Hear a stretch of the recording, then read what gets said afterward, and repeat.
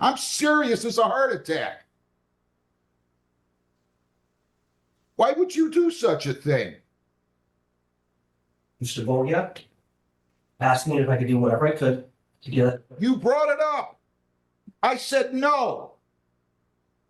Why would you do such a thing? I don't care what your client asked you to do. Eric Tarenti Bagaya, Jr., 26F262289. Your appearance? Oh, Judge, Patrick Ryan, P76. Oh, this is the one. Tomorrow. Yeah, I know. This is the one. I want you up here. Okay. Your appearance. Patrick Ryan, P76343. Sorry, Judge, I was very confused. Well, I called it because I got this stipulated order adjourning bench trial. Correct. I had told you last time I was not going to adjourn the trial. I understand. Why in the world would you do that and submit that with the hopes it's going to get by a judge? Either that or you thought I was kidding. No, Judge. I don't kid in here. I have a very good sense of humor outside of here, but I told you I wasn't going to adjourn this. And then I get a stipulated order, like I sign 150 to 200 orders a week, probably in judgments. Why would you submit an order, a stipulated order adjourning a bench trial when I just got done telling you I wasn't going to adjourn it? I hope you don't do that in other courts. Judge. So listen to what I'm telling you, counsel. I am not happy about this.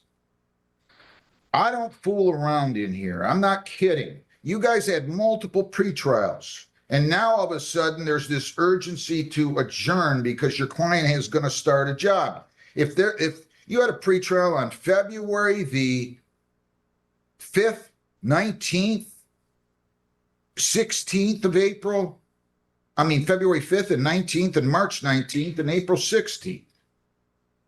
And now you're telling my clerk your client's not showing up and you want to know when you can walk him in? Listen to me very carefully. If he dares plays games with me like that, he better have a lot of money. And don't think if you walk in here on Monday or Tuesday or Friday that I'm going to just say, oh, let's let bygones be bygones. He will be sitting in that lockup unless he's married to a physician for the longest time. But more important, I'm disappointed in you. When I tell you I'm not going to adjourn something, you don't submit a stipend order to adjourn behind my back with the hopes I'll forget about it and sign it. I'm serious as a heart attack. Why would you do such a thing? Mr. Vogia asked me if I could do whatever I could to get it. You brought it up. I said no. Why would you do such a thing? I don't care what your client asked you to do. Judge, you finally got it before. He has 2 weeks where he can't. This is an animal violation case. It's a dog bite. It's a domestic violence, Judge.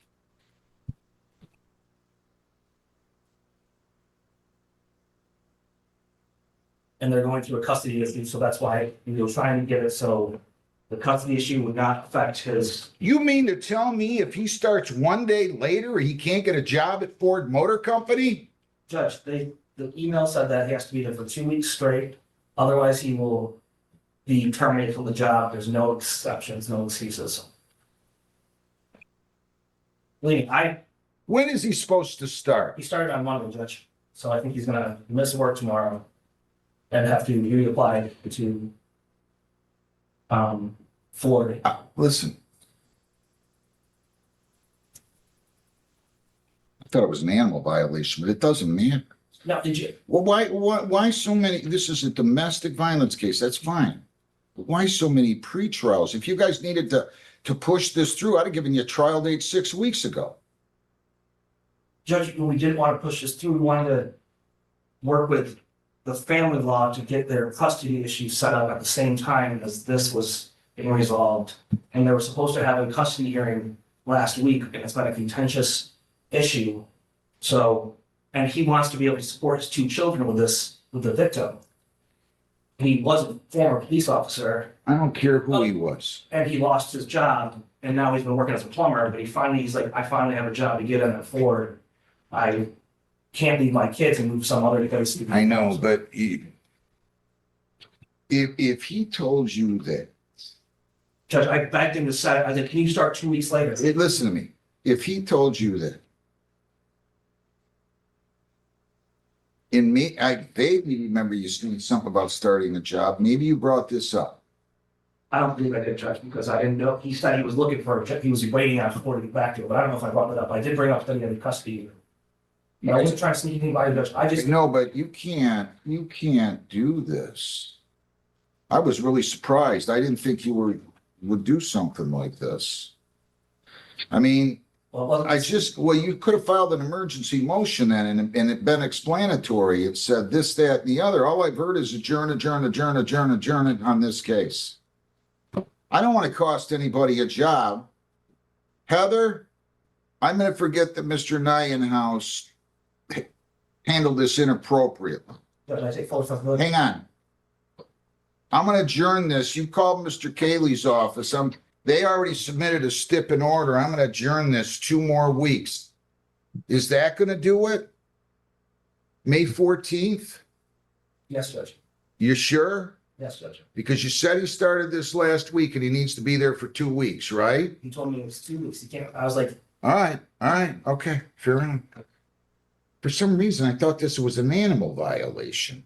no, Judge, this was a, We're going to adjourn this to, or is it May the 13th, Heather? No, May the No, 'cause 14th. it'll be May 14th, Judge. Do you want to And do I'm it here at that day, 11 right? o'clock? Yes, you are. What time are we going to do this? Do you want to do Judge. 11? Are we doing it as a trial that day? Yes. So you want What? to do 11 o'clock?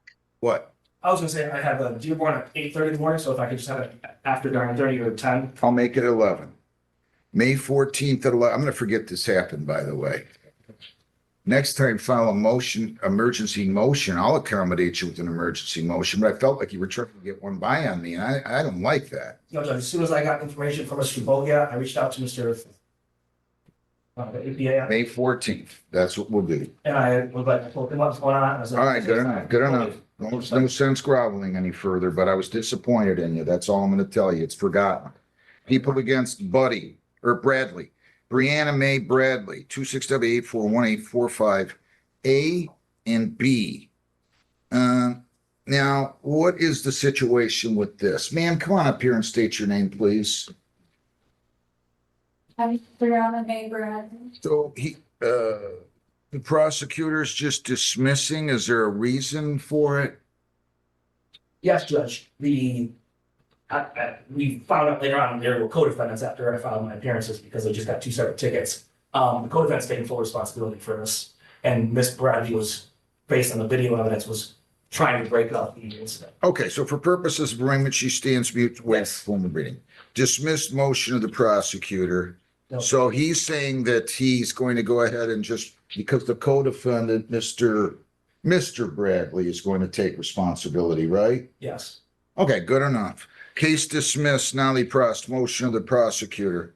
Ma'am, he is dismissing without prejudice. I'm not saying he can't refile, but he's not likely to. So I'm dismissing the case. You're all set. Have a good day. Thank you.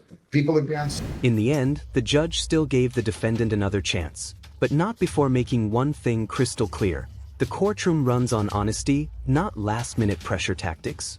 The adjournment was granted, but the warning landed hard. So here's the real question. Was the defense genuinely desperate, or trying to outmaneuver the court? Comment below, hit like, and subscribe for more real courtroom breakdowns.